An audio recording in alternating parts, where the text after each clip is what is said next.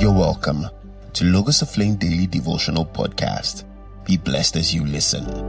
August 9th. Today's topic is Church Discipline. In our reading for 1 Corinthians 5, 1-13 today, Paul was perplexed about the indifference of the church to sexual immorality in their midst.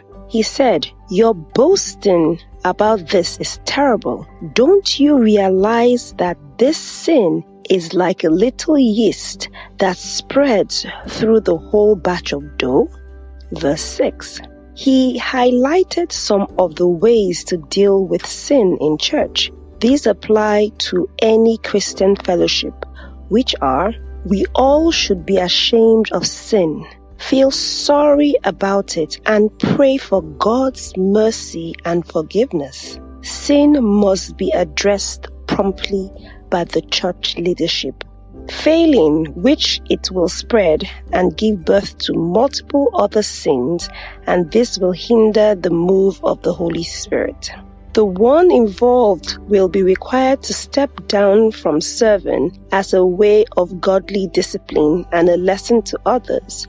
This is not a strict law as such, as churches have varying disciplinary procedures. For the Lord disciplines those he loves, and he punishes each one he accepts as his child. Hebrews 12:6, New Living Translation.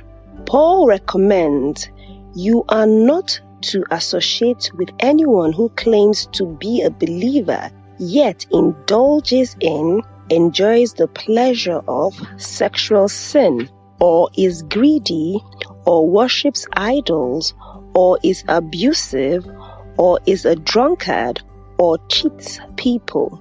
Don't even eat with such people. Verse 11. Take note that this is the measure to be taken regarding someone who claims to be a believer.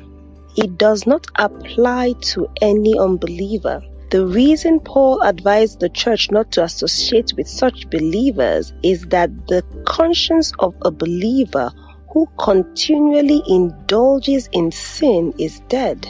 This deadness happens when a person repeatedly disregards the correction of the Holy Spirit.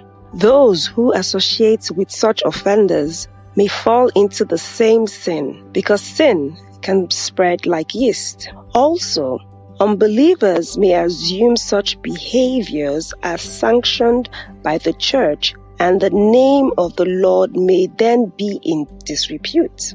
Nevertheless, no one is beyond redemption. Therefore, we must continue to pray that their sinful nature will be destroyed and they will be saved on the day the Lord returns. 1 Corinthians 5:5b. Personal reflections. 1. Will you submit yourself to church discipline if you err? 2.